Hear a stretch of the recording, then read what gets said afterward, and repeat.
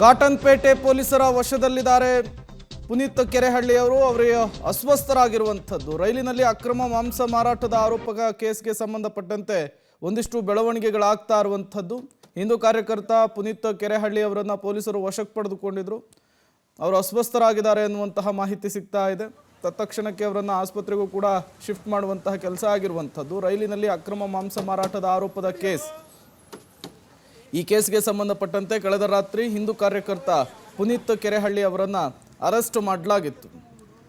ಕಳೆದ ರಾತ್ರಿ ಹಿಂದೂ ಕಾರ್ಯಕರ್ತ ಪುನೀತ್ ಕೆರೆಹಳ್ಳಿ ಅರೆಸ್ಟ್ ಆದಂತಹ ವಿಚಾರಕ್ಕೆ ಸಂಬಂಧಪಟ್ಟಂತೆ ಈಗ ಒಂದಿಷ್ಟು ಡೀಟೇಲ್ಸ್ಗಳು ಲಭ್ಯವಾಗ್ತಾ ಇರುವಂಥದ್ದು. ಪುನೀತ್ ಕೆರೆಹಳ್ಳಿಯವರು ಪೊಲೀಸರ ವಶದಲ್ಲಿದ್ದಂತಹ ಸಂದರ್ಭದಲ್ಲಿಯೇ ಅಸ್ವಸ್ಥರಾಗಿರುವಂಥದ್ದು. ಏನಾಗಿತ್ತು ಅನ್ನೋದು ಗೊತ್ತಾಗಬೇಕಿದೆ. ಕಳೆದ ರಾತ್ರಿ ಹಿಂದೂ ಕಾರ್ಯಕರ್ತ ಪುನೀತ್ ಕೆರೆಹಳ್ಳಿ ಅವರನ್ನು ಅರೆಸ್ಟ್ ಮಾಡಲಾಗಿತ್ತು. 12 ಗಂಟೆಗೆ ಕಾಟನ್ಪೇಟೆ ಪೊಲೀಸರು ಬಂಧನ ಮಾಡಿದರು.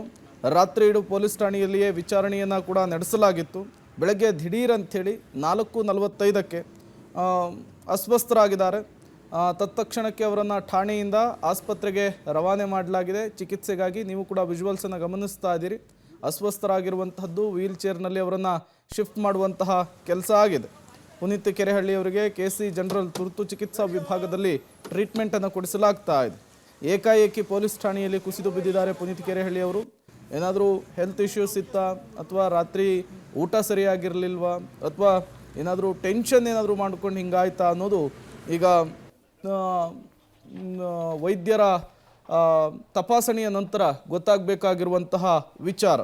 ಬೆಂಗಳೂರಿನ ಐಷಾರಾಮಿ ಹಾಗೂ ಸಾಮಾನ್ಯ ಹೋಟೆಲ್ಗಳಿಗೆ ರಾಜಸ್ಥಾನದಿಂದ ಮಾಂಸ ಸಪ್ಲೈ ಆಗ್ತಾ ಇದೆ ಅನ್ನುವಂತಹ ವಿಚಾರಕ್ಕೆ ಸಂಬಂಧಪಟ್ಟಂತೆ, ಅಂದರೆ ರೈಲಿನಲ್ಲಿ ಅಕ್ರಮ ಮಾಂಸ ಸಾಗಾಟದ ಪ್ರಕರಣಕ್ಕೆ ಸಂಬಂಧಪಟ್ಟಂತೆ ಹಿಂದೂ ಕಾರ್ಯಕರ್ತ ಪುನೀತ್ ಕೆರೆಹಳ್ಳಿ ಅವರ ಬಂಧನ ಆಗಿತ್ತು.